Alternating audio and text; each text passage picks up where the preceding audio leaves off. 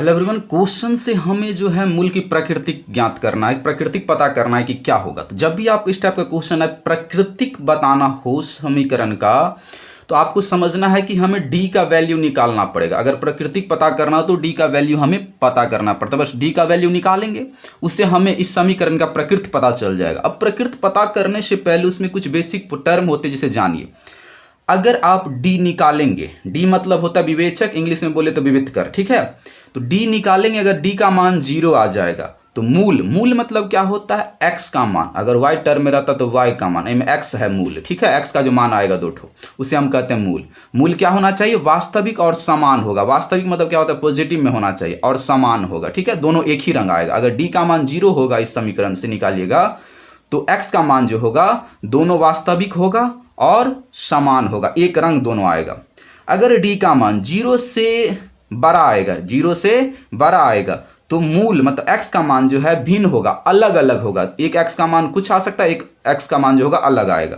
अगर डी का मान 0 से छोटा होगा तो मूल क्या होगा पता नहीं, कोई वास्तविक मूल नहीं होगा। उस समीकरण का जो है एक्स का वैल्यू क्या होगा कोई पता नहीं, ठीक है, होगा ही नहीं कोई मान।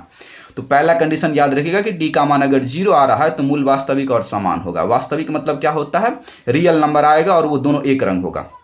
मूल अगर डी का मान 0 से बड़ा होगा, इधर बड़ा होगा मतलब डी का मान जो है 0 से बड़ा आ सकता है, मतलब 1 2 3 4, लेकिन 0 से बड़ा होगा तो वो जो है मूल वास्तविक होगा, ठीक है। रियल नंबर होगा वो दोनों, और भिन्न होगा, अलग अलग आएगा। छोटा अगर हो जाएगा तो कोई मूल नहीं निकलेगा इसका। अब देखिए, इसका हम प्रकृति ज्ञात करना, तो सबसे पहले प्रकृति ज्ञात करने से पहले, प्रकृति मतलब ही होता है डी का मान निकालना, विवेचक निकालना। तो डी जब हम निकालते तो उसमें क्या क्या चाहिए, हमें ए चाहिए। तो ए का मान क्या होता है, एक्स स्क्वायर के पीछे में जो नंबर रहता है वो होता है। अगर वाई के टर्म में रहता तो वाई के पीछे, वाई स्क्वायर के पीछे वाला ए होता है स्क्वायर के पीछे वाला। तो एक्स स्क्वायर पीछे में क्या है 4। बी का मान क्या होता है, एक्स के पीछे वाला। तो एक्स के पीछे में जो सब है सब 4√3। और सी का मान क्या होता है, विदाउट एक्स वाई वाला 3, ठीक। अब देखिए, अब निकालेंगे क्या चीज, अब हम माइंड पॉइंट पे आते हैं। विवेचक, प्रकृति निकालना है तो मतलब विवेचक, शॉर्टकट में डी बोलते हैं हम, ठीक है। डी निकालना है तो फॉर्मूला क्या होता है, बी स्क्वायर माइनस 4ac, ठीक। अब देखिए, हमें बी का मान कितना है, यहाँ पे 4√3, इसका स्क्वायर है तो पूरा पर स्क्वायर, माइनस 4, यहाँ पे तीनों के बीच में इंटू है, इंटू ए का मान क्या है 4 और सी का मान क्या है 3, ठीक।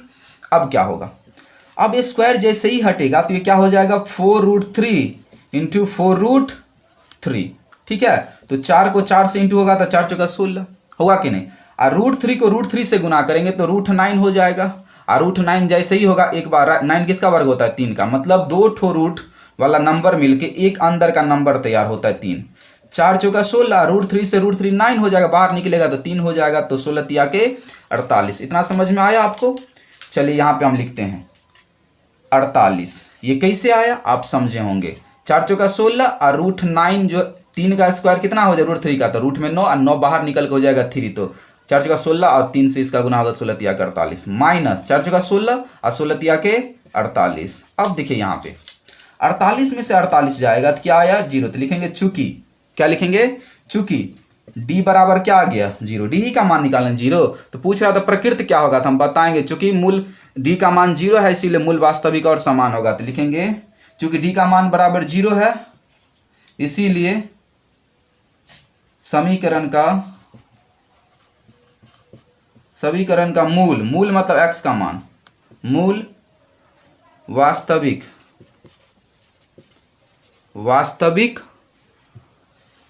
और समान होगा, वास्तविक और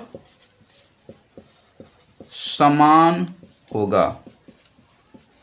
मतलब अगर आप गुणनखंड विधि से या कोई भी विधि से जो है इसका x का वैल्यू निकालेंगे, इसको इससे गुना करके डिवाइड करेंगे तो x का मान जो होगा दोनों एक रंग आएगा। आप इसको जांच भी सकते हैं। तो आज के लिए बस इतना ही। अगर वीडियो पसंद आया तो लाइक कीजिए, चैनल पर नए तो सब्सक्राइब जरूर कीजिएगा प्लीज़।